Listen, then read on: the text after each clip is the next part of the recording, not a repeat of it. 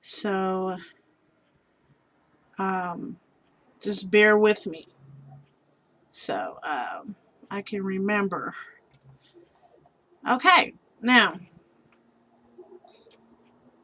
how's everybody doing tonight? What's going on for the agenda? When I get up out of here, I'm just gonna go home and eat some more. I've been eating all day, like all day long. I've been eating, and the snow is coming down. I think it's hibernation time. I think that's what the issue is with me. The snow is coming down again, folks. Snow, snow, snow. Like I done had enough of snow. It's ridiculous. It's coming down. So hopefully it won't stay around for too long. So yeah. But I came across. I want to talk to you guys tonight about Buddhism, Buddhism, or something like that.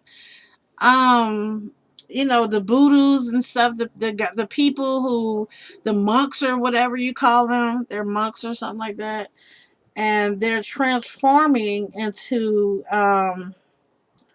cocoons.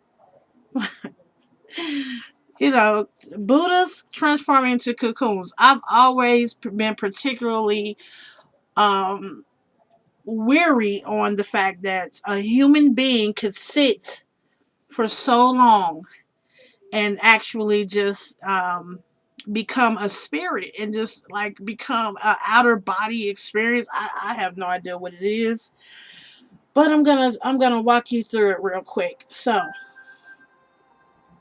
um, a monk transforming into a rainbow body. A rainbow body. That is weird. I've never heard of a monk transforming into a rainbow body. The Institute of Noetic Sciences has 160,000 documented cases of monks transforming into light. Wow. Monks transforming into light. Actually, human beings transforming into light. Like, that is so strange. Like, how weird is that? That you can actually embody. Like, I could not see myself sitting and like meditating or something like that. Like, just hum or something. I don't know. And then all of a sudden just decide to turn into some type of cocoon or rainbow. Like, that is the most strangest thing I've ever seen. So they're transforming into light. Wait, my information is acting stupid. Okay. And a Father Francis Tissot wrote and lectured about their findings in the late 1990s. So I mean, I guess I would call him an archaeologist. I don't know. He even had grants from the American Academy. Wait. He's had grants from American Academy. See what I'm saying? It just did it again. And the Religion and American Philosophical Society. Wow, this is a guy who's he's a father, a priest, or whatnot, and he got grants, 100 million, probably $1,000 of grants, um, for this project of his to go out and look for the monks that turns themselves into rainbows and I guess find bodies or bones or something like that. So, like I said, he will probably demonstrate as being like an archaeologist or something like that. And he has gotten these grants to go out and find them. And to obtain a rainbow body, one has to, this is what they say, to obtain a rainbow body, one has to liberate their body into light by only having loving thoughts. Like, whoa, this is like going over my head right now. having loving thoughts. So someone that's gonna be loved and feeling loved. I don't know. Like if you can muster up a whole lot of love and just sit, who knows how long, but just to sit and have so many thoughts on love. Every 5 years, a Buddhist from the Tibet enters into the enlightened state. So every 5 years, there's a Buddhist that enters into the enlightened state, and the enlightened state is the rainbow state of a Buddhist sitting and having pure, loving thoughts and becoming this cocoon type of spirit, like vanishing or something like that. It's so weird. Okay, and then I don't know exactly how long they would have to sit and do that, but that's what they're saying. And then, like weeks before the transformation, some can engrave their hands, like their hands or their foot, into a cave wall. So they're like inside of a cave or inside of some type of uh, surrounding where they're putting their hand and foot on a cave, saying, they're going to leave a mark or some type of legacy from when they were transforming into this cocoon. It takes on an average of 7 days for the body to shrink, dissolve into light, and transcend. Okay, so I'm getting a little bit of messages here from where I was at a point where I've understood about Buddhism. It takes it like they'll sit there for like 2 to 3 years in one place. This is what I heard. In one place, and then they'll be think of good thoughts and all these type of things, and like you'll come by and you like, hey Buddha, what's going on, how you doing, and they're like ignoring you because they're like in that state. So it's like you're walking around them and doing things, but I'm pretty sure that they have like other monks and Buddhists that's around them that's protecting them because they're just sitting there and not doing anything. It's really, really, really weird. But anyway, that's what they do. But it's saying that it takes them 7 days to actually come down from their natural body into to the body of a shrinking body, and they dissolve. They dissolve into light and transcend. Transcend. That's weird. That is so weird.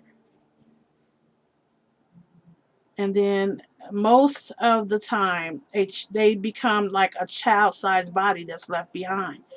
So I feel like most of the time, what's left behind is nothing, completely nothing. And then, like sometimes there will be something left behind, and I don't know what is that about. I don't know if they just didn't have enough spirituality, they didn't have enough love, they didn't have enough something, that kept them from completely dissolving. They dissolve into like a childlike body, and that's crazy. And then only Yogi's hair. His name was Yogi. He was a Buddhist. His name is Yogi. His hair, nails, and clothes had remained. It's like gross. And the monks say the secret to the state is to only have loving thoughts for 13 to 60 years. I'm still confused because they're saying you got to have loving thoughts for 13 to 60 years. I could not be a Buddhist. I mean, could you actually be a Buddhist? Anybody that know that they can be a Buddhist or they have that type of conscious mind, please give me a call. I'm at Cincy Underground. The number is 513-488-1936, and let me know.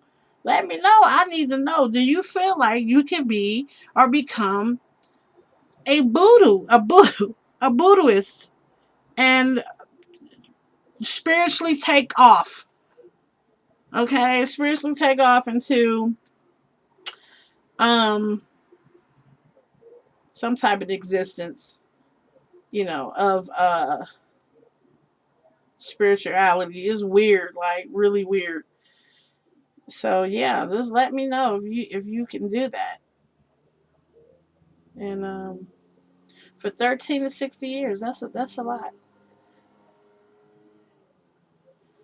Um, so my question to you is: could this ancient tradition unlock the science of our holographic universe? Like, so do you think that you becoming a Buddhist or them becoming a Buddhist, doing the spirituality thing, unlock the holographics to our universe, to where we live? What do you think? Cincy Underground, what do you think about that? So let me know. And I would really like to know. That's just strange. So I came across another topic, and the topic was a woman that was outside a nursing home for 8 hours um, before dying in the cold. I chose to talk about this because it was just sad, and I know many of us have grandparents that we love a whole lot, and then some of them are in nursing homes, or some of them are hospice or whatever not, and we want to see them happy before they make that transition. What the heck? So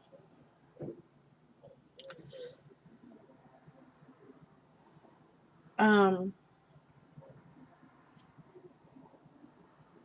yeah, she was from Toledo, Ohio is where she was from, and she was at a nursing home, and she was a resident with dementia and a history of wandering off outside. And she wandered off this time outside in temperatures hovering around zero for about 8 hours before staff members noticed that she was missing, and found her dead from the hypothermia. A state investigation found the woman, who earlier in the day told a nurse aide she was going home, went through a door into a courtyard, even though she was wearing a monitor and should have set off alarms, the report said. It should have set off alarms. Two aides told investigators that they did not do scheduled checks that night, even though they were marked as completed. According to the Ohio Department of Investigations, a coroner determined that Phyllis Campbell, 76, likely died an hour or two after she went outside the Hilty Memorial Home in Pandora, roughly 50 miles, 80 kilometers southwest of Toledo. She was found in a courtyard about 30 feet from the doors in the morning of January 7th. The state's reports said that 4 workers had been put on leave, but the facility owner said Wednesday that the employees involved are no longer with the organization.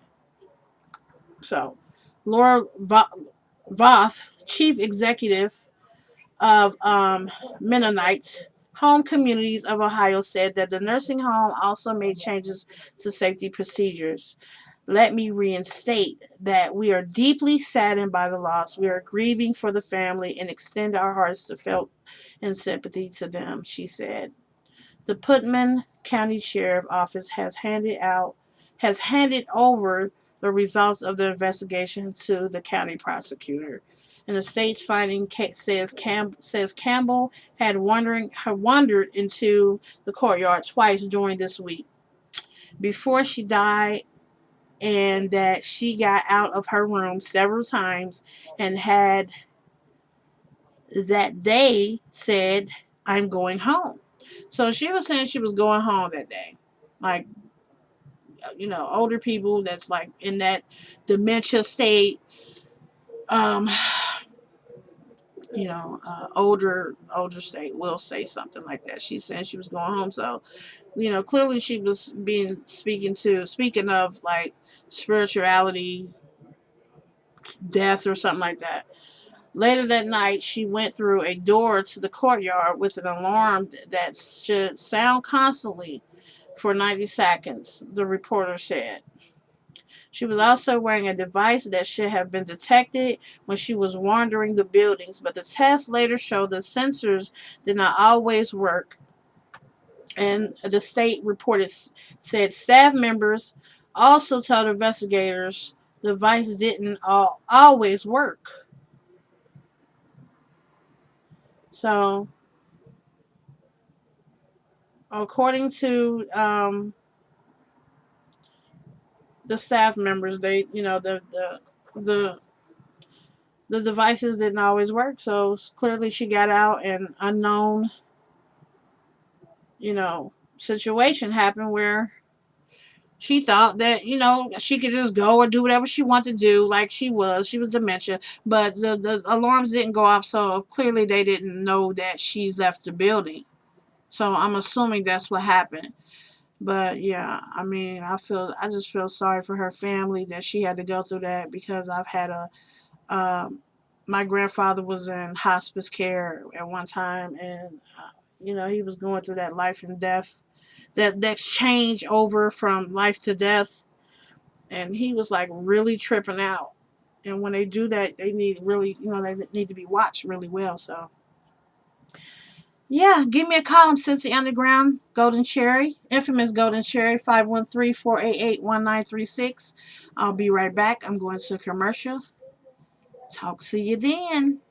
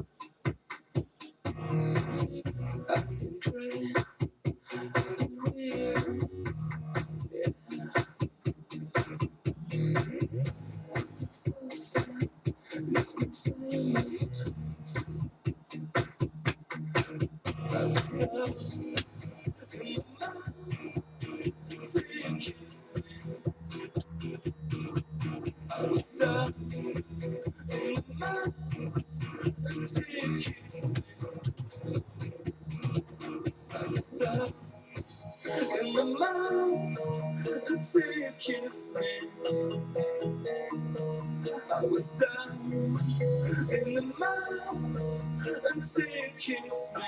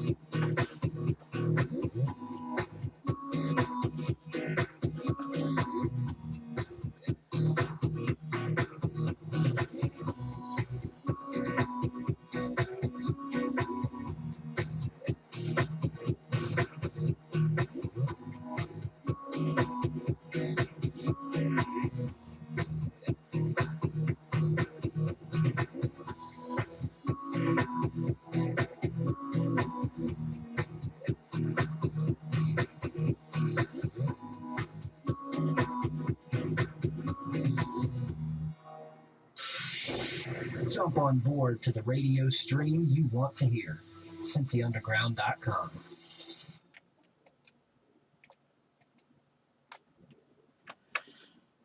I am back. I am your host, the infamous Golden Cherry. It is 6:22, and I am just sitting here thinking about my friends. How are you doing? If anybody out there listening to me, how are you doing, you guys? Call me up, 513-488-1936. I would love to hear from any one of you. Talk to me. Let me know something. Let me know what's going on. I came across this topic. It was two guys that came inside of a 7-Eleven store. This is so funny. You guys are going to crack up. They came inside of a 7-Eleven store. Crazy stuff. And they had fake guns. Their guns were fake, and they came in and they jumped over the counter, and they told um, the the guy that was in the store, the cashier, to well, the man in the blue hoodie. He had a blue hoodie on, and then he took out his firearm and began to take the money from the cashier dude. And then there was another guy that was just standing there, and he was looking like he's about to jump over the counter too. And the two were greeted by their worst enemy. So they're over on behind the counter. They're over behind the counter, and they're taking the money from the cashier dude. But the difference is that they didn't have real guns. And so the two were greeted by their worst enemy. He was a security guard outside who was also armed. And the security guard was actually armed with a real gun. So he comes inside, and by the time these two are behind the counter, they're two young guys. They're behind the counter, and he comes out. He comes inside. The security guard comes inside of the store and looks at the guys like this. It was just so silly. He's just looking at the dudes like, yeah, you guys are about to get it. And he points the gun and shoots one of them. So one is shot by now, and the other one, and he was like, the gun's just fake. The gun's just fake. So by the time he jumped up and got behind the counter, he was like, you guys done messed with the wrong dude. And he was like just like a thug or something, but he was a security guard. And so he done already shot one dude, one of the robbers already. He already shot one, and he could not believe he was shot. So he asked him. He was like, "Am I shot?" And the security guard dude was like, "You're damn straight." So I'm like, "This is hilarious." So he was like, "Yeah, you got shot. Like you got shot. I guess he shot him in his arm." So then he started feeling it. So he was so traumatized that he didn't even feel that he was shot, by the bullet, that by the gun. And so he couldn't believe it. And he asked him, was he shot? And he told him, yes, I shot you. And he couldn't believe it. So the gunman Both of them were arrested for armed robbery, and this was in New Jersey, and I guess they both went to jail. And it was just the most hilarious thing I've ever seen. Crazy. Have you guys ever wondered what it would be like to go to prison or jail in another country? Like, it is off the chain. There's 14 most violent prisons on earth. I couldn't even imagine going to jail in America, going to jail in my own city. Like, that is crazy. So, one jail I looked at, and it was like these people, Bang Kwang Central Prison, Thailand. At the maximum security prison in Bangkok, prisoners must remain in leg chains for a minimum of the first 3 months of their sentences. Iron are welded into their legs of death row prisoners to never be removed. Oh my God, I'm cringing. Iron, like the iron chains are welded into these people's skin. These are human beings. They're putting it inside of their calves and they're welding it in there. So, like you're cuffed to your ankle, to your calves. It's crazy. It's the most nastiest thing I've ever seen in my life. And these guys are welded with this in their legs. So they can't, it can't be removed. Or they'll have to take it out. Oh, known by some as the Bangkok Hilton. The prison feeds its prisoners just one bowl of rice per day. Prisoners are told only 2 hours before they are taken to be executed, and they live in a perpetual fear. Oh, the prisoners only taken. They're told 2 hours before they're gonna die, and then they live in a perpetual fear. Peak Take Island prisoners, Russia.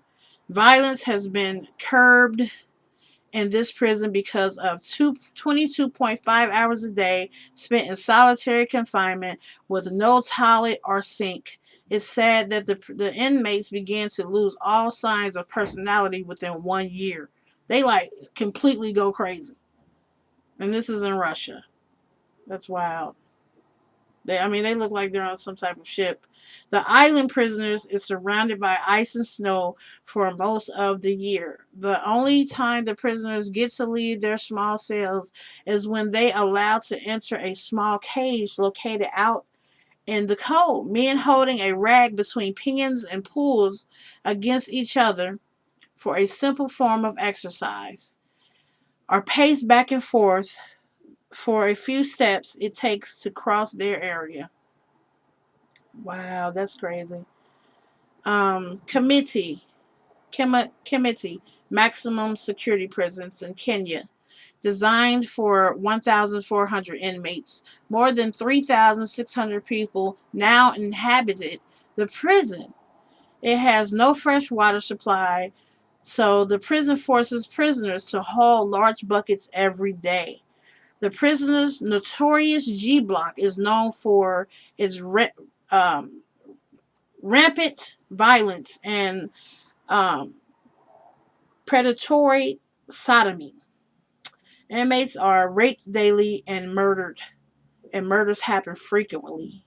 It sits in the middle of 490 hectare property that is left behind, that is left unattended. Oh, that's crucial. That is real crucial. Number four, Tamar, Syria, destroyed Syria, destroyed in 2015. Tadmor was described once as a kingdom of death and madness. Prisoners were regularly killed using knives and axes and carved up for political display. Oh. After an assassination attempt on the Syrians, president in 1980, more than 500 prisoners were slaughtered by hand in the courtyard. It took over 2 weeks to clean up the bodies. That's kind of like, what's happening now and over there with the people that is enslaving the other people. It's like, what the heck? It's very similar to that. Number 5 is La Sabaneta, Venezuela. The South American prison holds over 25,000 prisoners, watched over by fewer than 200 guards. There aren't enough cells for everyone, with prisoners herded together instead. Many riots have broken out in the prison, including one in 1995 that left over 200 inmates dead and another 600 wounded. The prisoners often slept elbow to elbow on the floor or in a makeshift hammock strung over their beds. Really serious. Number 6, Pelican Bay State, California, the only Supermax penitentiary in California. Pelican Bay is known for its um, maddeningly lonely cell structure that is completely sealed by concrete. The inmates are left in their cells for 22 hours a day and are allowed to exercise in a yard just 3 cells wide, with barely any time seeing the outside world. Prisoners have often gone insane and taken up hunger strikes in protest. The prisoners once held Charles Manson for 14 months in an isolation block. Wow. So this is where Charles Manson was before he died. And I guess that's where he was, and because I did a topic on this a couple of months back on Charles Manson and him dying, and they taking his teeth and putting them on display or whatever. So yeah, so they said that the inmates, this got so crazy that the inmates would had taken Charles Manson for hostage. Crazy. For 14 months. They took him for hostage for 14 months in an isolation block. Whew. Like he was a killer on the streets, but when he got in there, like he was something else, like a piece of meat or something. Number 7, Camp 1391, Israel. A prison which Israel has tried to keep hidden for years was only revealed to the public. In 2003, the regular cells are only 6.5 by 6.5 feet. The solitary confinement cells even smaller. No natural light is afforded to the prisoners, who are led there in secret and not allowed to have any visitors. While much of what goes on there is still classified, numerous reports of torture and sexual assault have came out. Wow. Number 8, Gitarama Central Prison. It's Rwanda, known as the most overcrowded prison in the world. The facility was built to house 400 inmates at one point, held over 7,000 men literally, slept on top of one another, and hundreds died of suffocation. That's wild.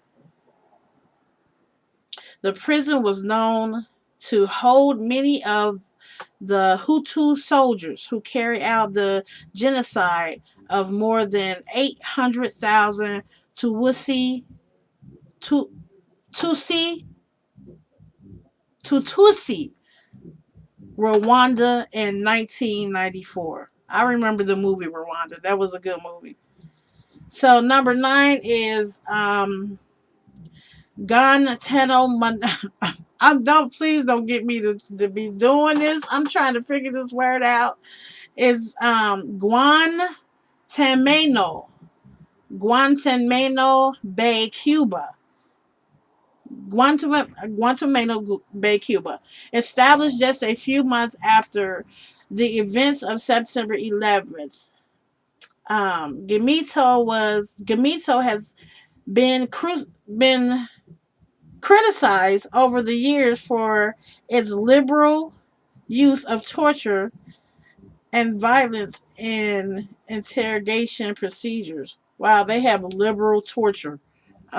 What is liberal torture? Like, that is weird. Though at one point it held up to 245 prisoners, the number has been reduced greatly in recent years, down to an estimate 41 inmates. Um, Amnesty International has repeatedly tried to get the United States to close the prison, but their request has been denied. I don't know if I've said that right, but I've heard of this word. Yeah, amnesty. Number 10 is Cardenderu. Cardenderu Penitentiary, Brazil. Another overpopulated facility.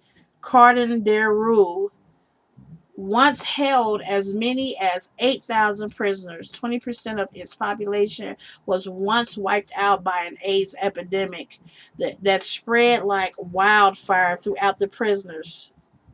Ew, I don't even know what that is. Before eventually closing in 2002. One of the most brutal incidents, termed the Cardet Massacre, happened in 1992 when police opened fire during a prisoner riot and killed over 100 inmates. More than 50 of the officers were given lengthy prison terms, with some sentences to more than 600 years for killing dozens of prisoners who had already surrendered or were still in their cells. Number 11, Rikers Island. One of the most violent prisons in the United States, the number of the assaults committed in 2015 reached almost 10,000. Though murder are very infrequent, gang beatings and rapes are commonplace. There have been countless reports of corruption among the officers at the facility, especially in regards to the treatment of mental illness or homosexual prisoners. Mayor Bill de Blasio has vowed to try and clean up the prison in recent years. Louisiana State. Louisiana, the largest maximum security prison in the United States. Louisiana State houses over 6,000 prisoners, known as the Farm. Inmates are forced to work all day in order to tire them out and reduce violence at night. They have been reported of rampant slavery from inside the prison, which weaker inmates began being brought and sold as sex slaves are commodities. One former inmate said that the slave culture the slaves' only way out was to commit suicide, escape, kill, or kill the master. Wow. Woo, that's crazy. Number 13, Camp 22, North Korea. The highly security facility prison was only criminals facility in prisons, not only criminals but their families as well within its walls. Torture is common, including being placed inside a cell that is too small to stand or lie down. Why would these people have their family in prison with them? That is the most weirdest thing right there. North Korea, that's crazy. They got the people's family with them. Some reports have surfaced that the prison is almost the location for some human experimentation. including the reaction in central chemical gases. Female prisoners are often killed if they refuse sexual advances and sexual advances of the officers.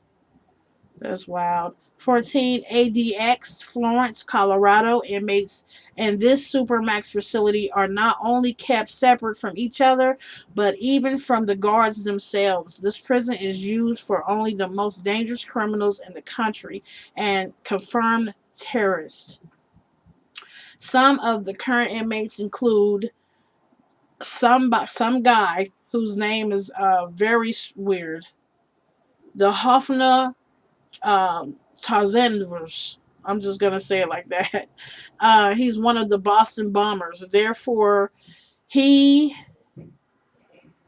and Thomas Silverstein, the leader of the Aryan Brotherhood, for whom the facility was created.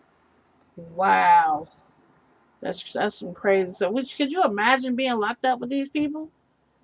Whoa, I would have to dip. Like they would have to get me out of there ASAP. That is crazy. Yeah, give me a call. I'm infamous Golden Cherry. I'll be here till 7 o'clock. The number is 513-488-1936. Give me a call. Let me know what you think.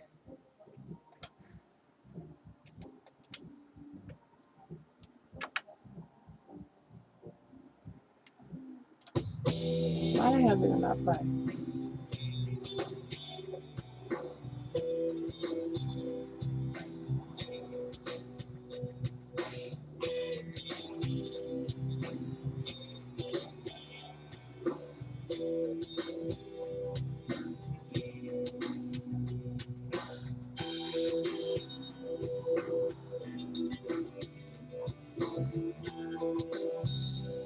So let me see.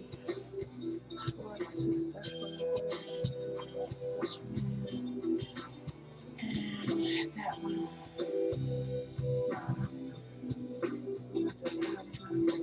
In the mornings, I'll be on I make my way to California. Watch my days in shaded glasses, like my soul swallowing golden masses. When the evening sun strokes the ocean, I'll be drinking in all her potions. Getting up, going up, squeezing. Everything is in the evening.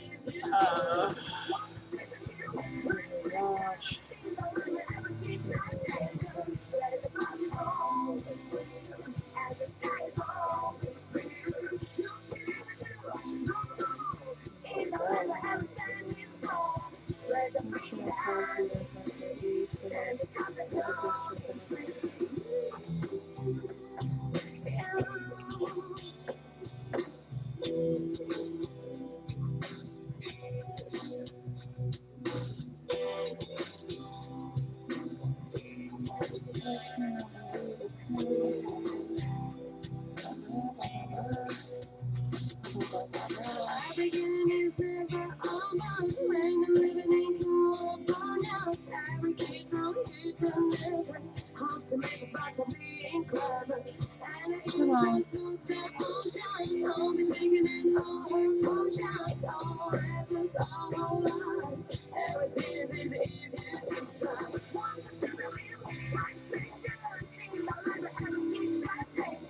Where the grass is always greener and the sky is always greener. You can never do, no, in the land everything is wrong.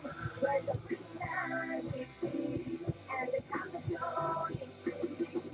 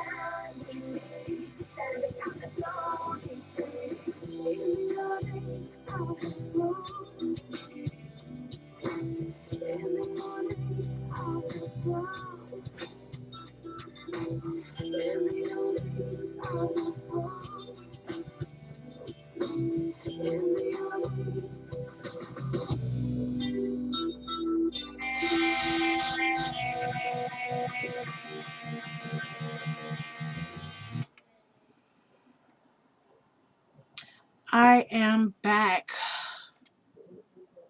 This is the infamous golden cherry. I am back.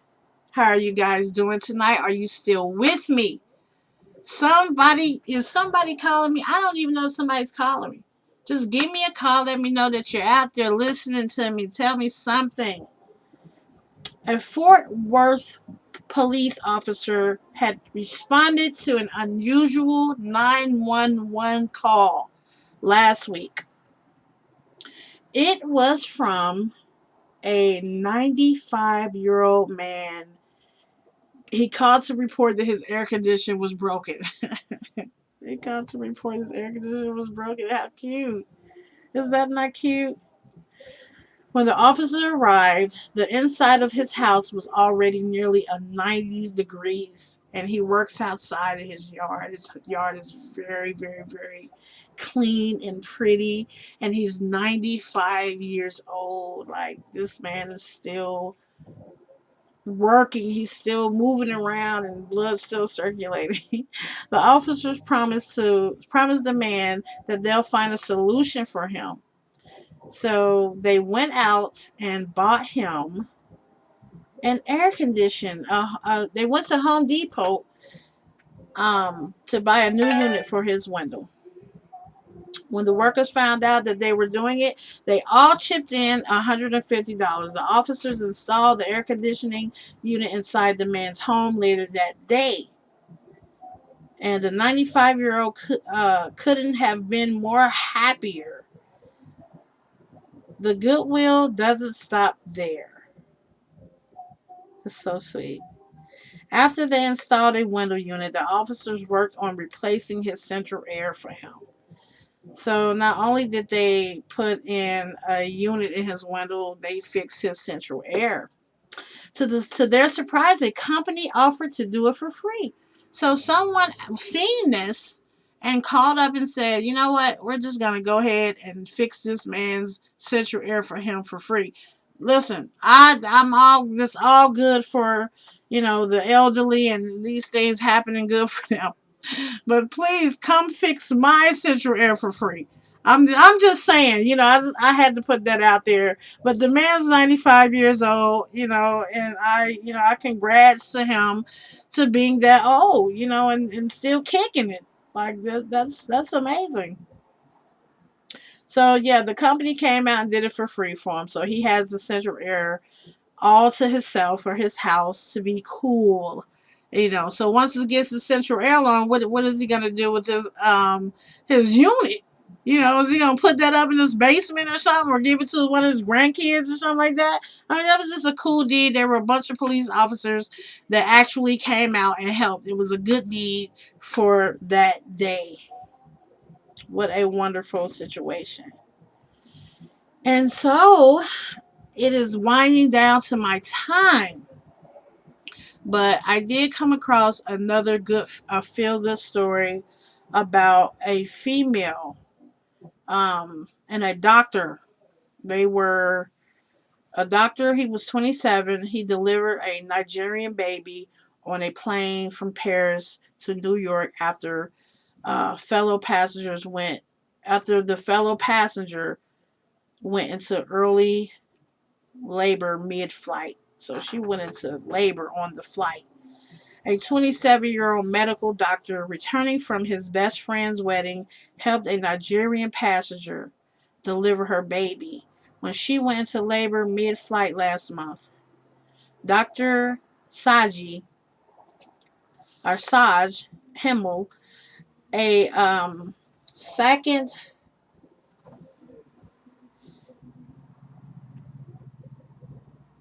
wait, where am I at?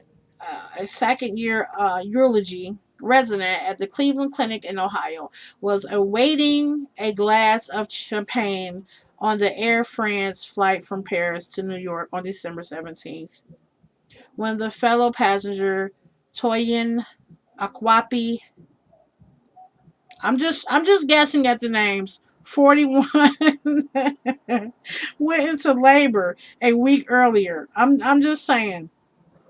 I have weeks to preparate, but this week I had to jump right on in. So, that what you get. What I say is what you get.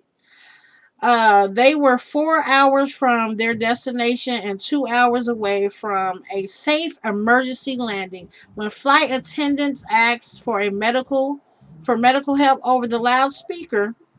Dr. Saji indicated he was a doctor, and when told what was going on, he jumped into action to deliver the passenger, baby boy. Halfway through the 8-hour flight, he discovered at that point that the person seated next to him was Dr. Stephanie Autrelin, a pediatrician from France. The pair were ushered over to Aquape, which was the Nigerian girl last name, who was complaining of chest pains and dizziness. And she was, like, I guess, 9 months pregnant. At first, Dr. Himmel thought it could be kidney stones until she revealed to him that she was 39 weeks pregnant. Yeah. He said she was covered with a blanket, so I couldn't see that she was pregnant. But the pain was describing sounds like contractions. Using the Air France flight medical supplies to avoid virtual contractions, Dr. Saji helped the woman safely deliver her son after 30 minutes of pushing. After delivery, he then a said shoestring and tie and cut the umbilical cord for the baby Jake. The baby was named Jake. Baby Jake now has a U.S. passport because they were flying in U.S. airspace. Wow. His mother is a Nigerian banker who lives and works in the UK. Speaking to Daily Mail Online, Dr. Hamel said he was just glad everything went smoothly. He said his biggest fear was that the mother could die from bleeding of shock after birth. But looking back, he insists it all went as well as it could have done. He also said that he was relieved it all happened before he had any champagne. And he is very, very cute, might I add. Like, he is just cute to me. And it was just a blessing that he was able to deliver that baby Jake. What a blessing to the world. Blessed be. So is that this is my time. I've been here since 6 o'clock. My co-host is not with me tonight. Um, she wasn't with me last time I came on there, but yeah. Empress Nakia Redlocks. Um, we're definitely missing you. Where you at? So this is my time. I am your host, the infamous Golden Cherry, and I am out of here. I hope you guys have a safe night and you know get have fun for tonight, and you know um, go in early. So you can get up in the morning and handle all your business. And on that note, I am out of here. One love.